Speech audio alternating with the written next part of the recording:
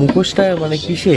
কথাকলি, কেরালা। কেরালা? হ্যাঁ, এটা ছৌ নাচ করে না, এটা পরে পরে এমনি ওই কথাকলি কেরালার ওইটা ডান্সটা হয়। অনেক লোক কালারিংটা করলে বেশি ভালো দেখাবে। এখানে চারিদিকেই শুধু মুখোশ তৈরি হচ্ছে এবং দুজন শিল্পী মুখোশ তৈরি করছে।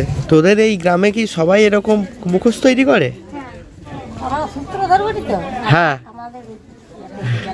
বলছি এগুলো কত করে দাম রেখেছি? হ্যাঁ এইটা, হ্যাঁ 250। তাহলে একটু করে দিবি? করে দিবি? দে একটা করে দে। ব্লু লাইটে হাইলাইট করে, জলজল করে কালারটা। তোর নাম কি? কোয়েল সূত্রধর। পড়াশোনা করিস? হ্যাঁ, পড়াশোনা করি, ফাঁকা টাইমে এগুলো করি। এত সুন্দর হাতের কাজ কবে থেকে শিখলি? দেখতে দেখতে শিখে গেছি, দেখে দেখে শিখে গেছি। না তাহলে কাঠের কাজ করি। তাহলে কার কাছ থেকে দেখে শিখেছিস? আমার এখানে একটা দাদু কাজ করতে আসতো, তার দিকে দেখে শিখেছি। প্যাক করে দেবো কাগজ দিয়ে, বড় প্যাকেট আছে, সব কাগজ। দেখুন বড় পাতাগুলো, ওখানেও লেখার অক্ষরগুলো আছে। আচ্ছা আচ্ছা, ওটা মাটির আঠা থাকে, কাগজে হালকা আছে।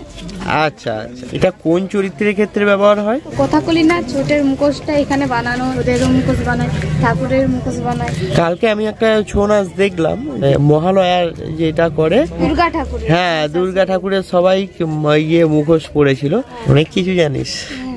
যেটা মুখোশটা নিচ্ছিস সেটা অলমোস্ট কমপ্লিট হয়ে গেছে, খুব ভালো বানিয়েছিস, থ্যাংক ইউ। কত টাকা দেবো রে? আপনার 280 টাকায় দিবে। 280 দিচ্ছি, 300 টাকা দিলাম। হ্যাঁ, রিটার্ন দিতে হবে না।